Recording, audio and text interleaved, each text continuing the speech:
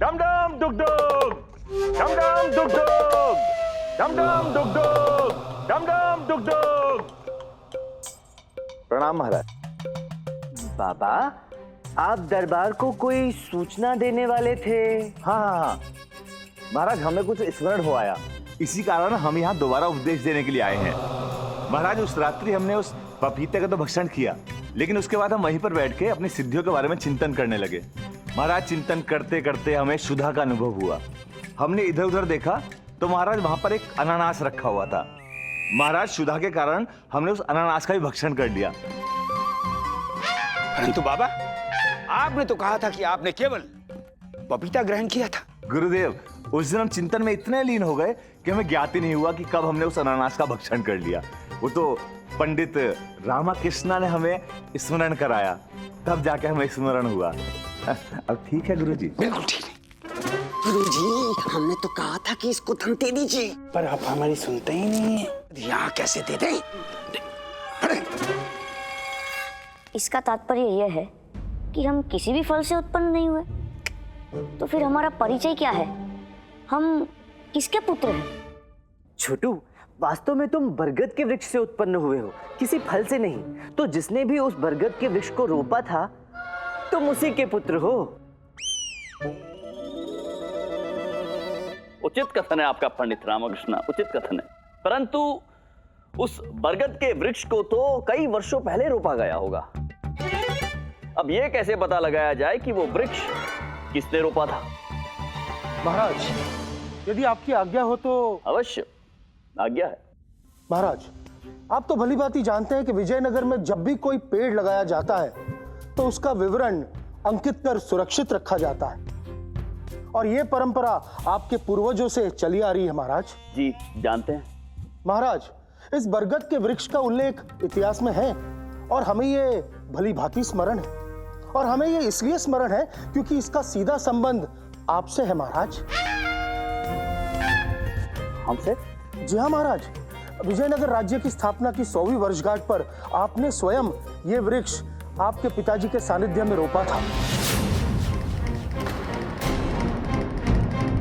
ये क्या कह रहे हैं आप महामंत्री जी? सत्य कह रहे हैं महाराज, अभिलेखों में यही अंकित है। तो इसका तात्पर्य ये हुआ कि छोटू महाराज का पुत्र है।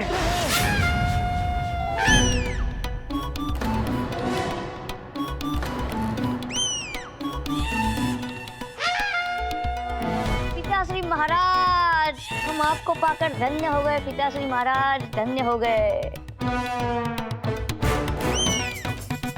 छोटे पिताश्री अर्थात पंडित रामाकृष्ण जी, हम आपको भी सहर्ष धन्यवाद देते हैं। आज से हम विजयनगर राज्य के राजकुमार हो गए। कहाँ है मेरा स्थान? कहाँ है मेरा स्थान? कहाँ?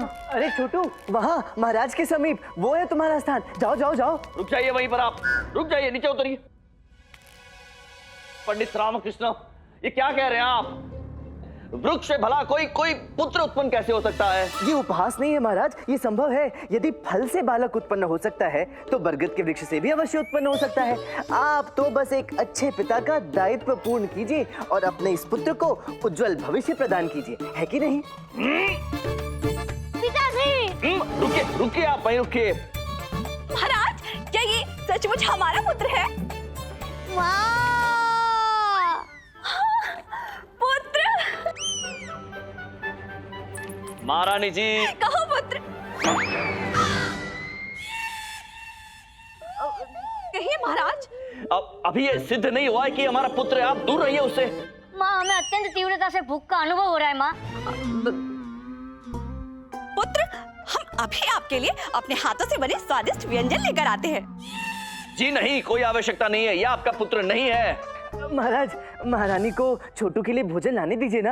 इन्हें अपने हाथों से बनाया हुआ भोजन इसे खिलाने दीजिए। अच्छा, उचित है। ठीक है महारानी तिरुमलम्बा, आप जाइए, अपने हाथों से विशेष व्यंजन बनाइए और खिलाइए अपने इस पुत्र, इन्हें खिलाइए। हम अभी आए।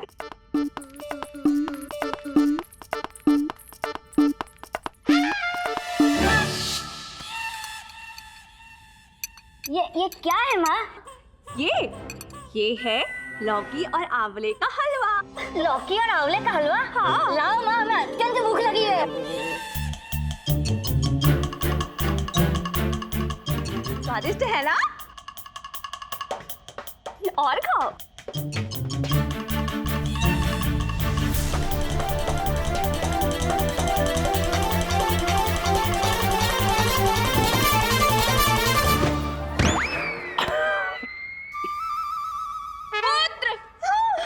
पुत्र, क्या हुआ तुम्हें? महाराज देखिए ना, हमारे पुत्र को क्या हो गया महाराज?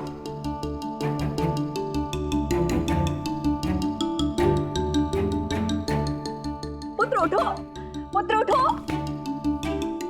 पुत्र।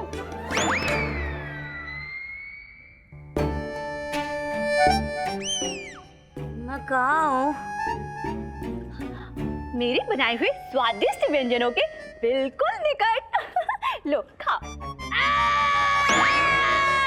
नहीं नहीं, मैं नहीं खाऊंगा। नहीं नहीं, पिताश्री महाराज बचाइए। ये क्या बोला है? बोला हम नहीं खाएंगे। नहीं नहीं नहीं नहीं, हम नहीं खाएंगे। महाराज, ये हमारा पुत्र नहीं है।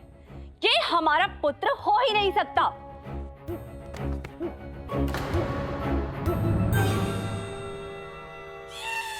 आप तो हमारे बनाए व्यंजन इतने प्रेम से ग्रहण करते हैं, और ये दुष्ट बालक।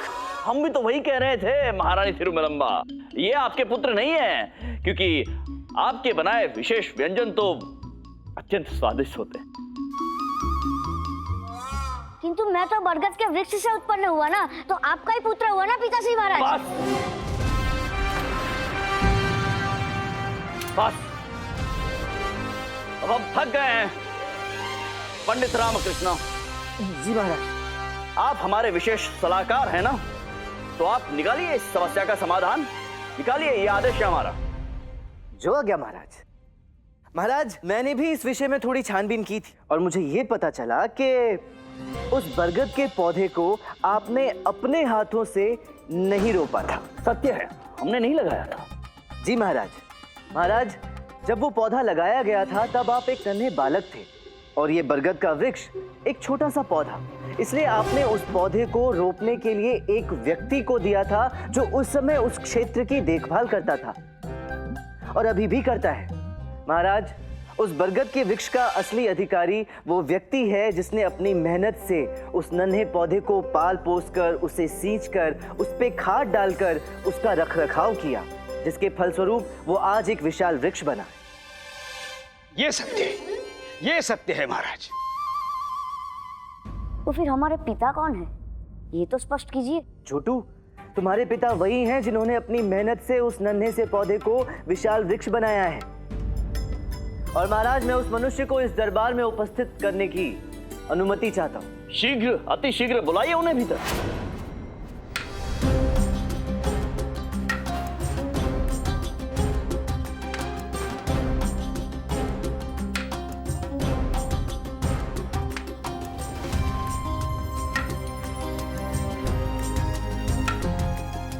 महाराज प्रणाम।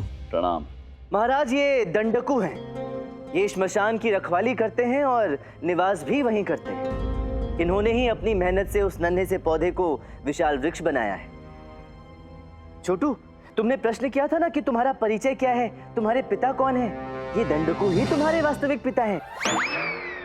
जाओ जाओ, इनके चरण स्पर्श करके इनका आशीर्वाद लो। अरे जाओ जाओ छोटे मानव, तुम्हारे पिता तुम्हारे समक्ष उपस्थित हैं। जाओ, निपट जाओ उनसे, जाओ। नहीं नहीं नहीं, मैं बूढ़ा अशक्त हो गया हूँ। मुझे भी एक पुत्र की आवश्यकता है जो मेरी सेवा रात दिन कर सके और देखभाल कर सके। आज मेरी अभिलाषा पूरी हुई। आ मेरे पुत्र, गले लग जा। जाओ छोटू, अपने पिता के पास जाओ।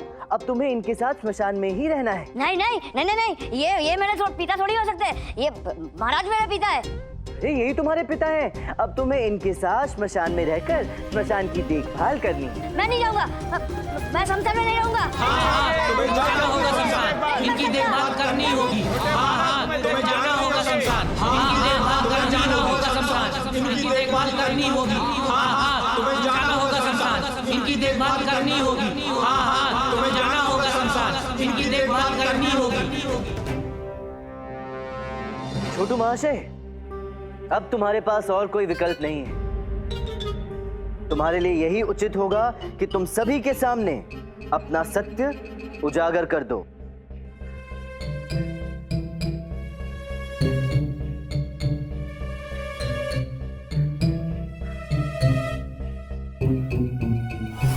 ये सत्य है महाराज। ना ही मैं पंडित रामाकृष्ण का, ना ही पंडित तथाचार्य का, ना ही महाराज आपका, और ना ही ये दंडकू का। मैं इन चारों में से किसी का भी पुत्र नहीं हूँ महाराज। और ना ही मैं किसी फल या वृक्ष से उत्पन्न हुआ। ये सब मैंने नाटक रचा था महाराज।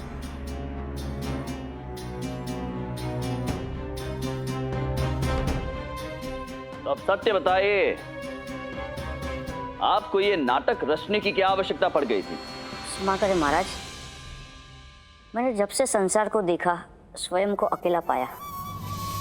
जब से सोचना समझना प्रारंभ किया स्वयं को एकाकी पाया। मेरी कद काठी और कुरूपता के फल स्वरूप मेरे माता पिता ने भी मेरा त्याग कर दिया। मैं सड़कों पर पला बढ़ा। ना मेरा कोई मित्र था, ना कोई परिवार, ना कोई काम देता था। मेरे पास खाने के लिए भी कुछ नहीं था। मैं जहाँ भी जाता था लोग धक्के मार के निकाल देते थे और मेरी कद काठी के कारण मेरा उपहास करते थे। मैं जिंदगी से तंग आ गया था महाराज। एक दिन मैं भटकता हुआ विजयनगर पहुंचा और अपने भाग को कोसता हुआ बरगद के पेड़ के नीचे बैठा था। तभी मैंने वहां पर गुरु माता को प्रसाद की थाली और आरती लेते आते हुए देखा। प्रणाम बाबा। डम डम डुग डुग, उड़ता तीर भोला फकीर। बोलो बेटी, क्या चाहती? हमें संतान नहीं है। हमने आपकी सिद्धि के बारे में बहुत सुना है। हम पर भी अपनी कृपा करिए बाबा। हम तुम्हारा अभिप्राय जान गए बेटी। ये लो, ये पपीता लो। जी बाबा।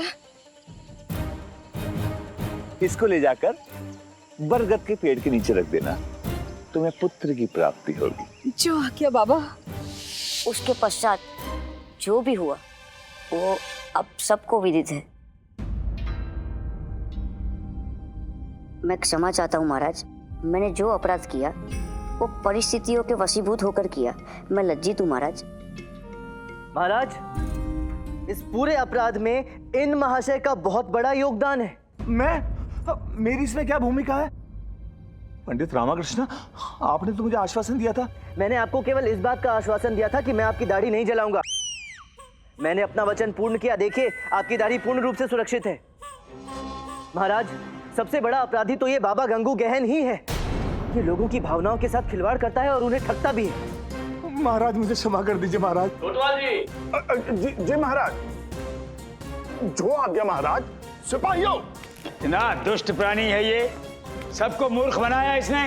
यदि हमारे बारे में किसी को कुछ बताया ना या हमारी पोल खोली तो तुम्हारा दंड बढ़वा देंगे। पंडित रामाकृष्ण ने तुम्हारी दाढ़ी नहीं जलाई, हम तुम्हारी दाढ़ी अवश्य जला देंगे। सैनिकों, महाराज की आज्ञा का पालन हो। ले जाओ इस दुष्ट को।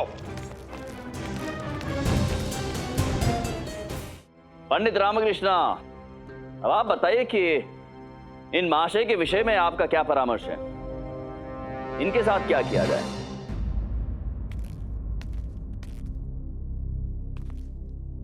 मैं इसकी अवस्था समझ सकता हूँ महाराज। विजयनगर एक अच्छे जीवन की अपेक्षा लेकर आया था और इसकी अपेक्षा अवश्य पूर्ण होनी चाहिए।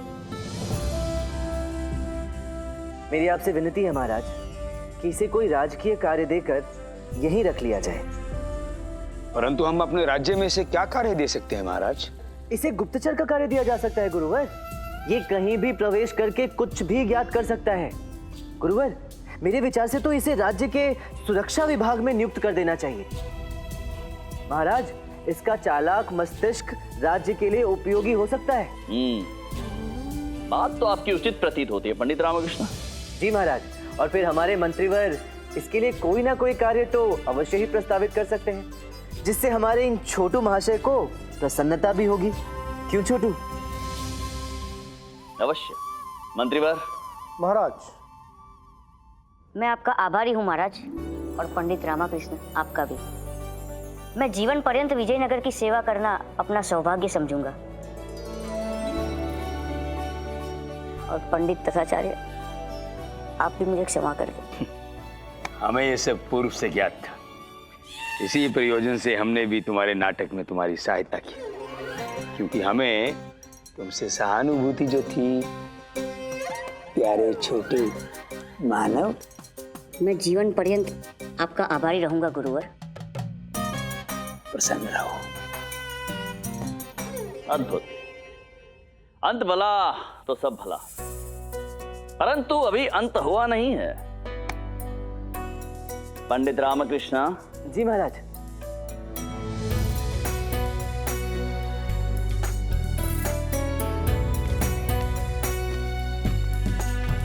ये पुरस्कार तो नहीं मिलने वाला? हाँ गुरुजी।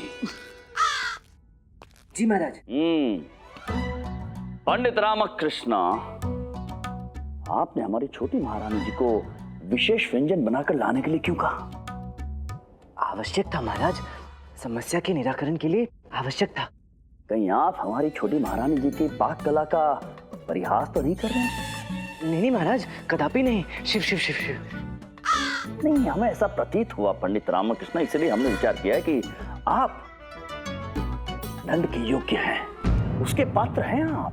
त्रुटि हुई है आपसे, और आपका दंड ये है कि आज रात्रि हम मिलकर भोजन करेंगे। जी महाराज। आप अपने आवास से भोजन लेकर आइएगा, उसे हम ग्रहण करेंगे, और आप छोटी महारानी जी के हाथों से बने विशेष स्वादिष्ट व्यंजनों को ग्रहण करेंगे। नहीं नहीं नहीं नहीं नहीं, नहीं। तो ये तय रहा पंडित रामकृष्ण, आज रात्रि का भोजन।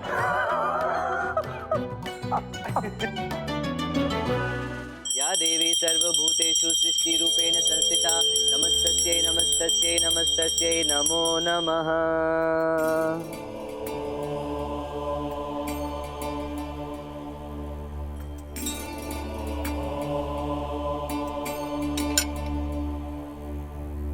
हे माँ, आज मैं जो कुछ भी हूँ तेरी कृपा के कारण ही हूँ।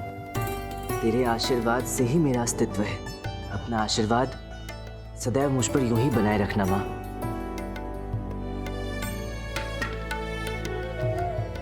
माँ, एक और आशीर्वाद देना। ये अकारण ही किसी समस्या में अपनी टांग ना अड़ाए। बार बार घर आने पर कोई नई समस्या लेकर ना आए, और हर बार बार बार दरबार से निष्कासित ना हो जाए। केवल शब्द हमारे हैं, प्रार्थना तो अम्मा की है ना। अम्मेश्वरी, कम से कम माँ के सम्मुख तो मेरा सम्मान बने रहने दो। माँ अंतर्यामी है। हाँ, उन्हें सब कुछ ज्ञात है, उन्हें पता है तो क्या है। हे माँ, मेरा परिवार मेरा सम्मान करेगा, मेरी ये आस कब पूर्ण होगी? 2 दिवस पश्चात मकर संक्रांति है, और इस उपलक्ष्य में मैंने ये प्रण लिया है कि मैं अब से प्रतिदिन समय पर दरबार पहुंचूंगा। जो मेरे लिए भोजन लेकर आओ, विलंब हो रहा है। अभी लाते। और अम्मा, अपने पुत्र का उपहास उड़ाने से अच्छा है कि तुम थोड़ा जाप में ध्यान दो, ताकि पुत्र पर जो विपत्ति आने वाली हो वो टल जाए। उठा लो। अरे अभी तो बोला ना कि मैं समय पर दरबार पहुंचूंगा, फिर लाठी उठाने की क्या आवश्यकता है? ये लो, भोजन उठा लो, अन्यथा अम्मा लाठी उठा लेंगी। नहीं नहीं नहीं नहीं नहीं। अम्मा, आते हुए बिल्ली नई दंतियां लेके आना। हाँ हाँ हाँ।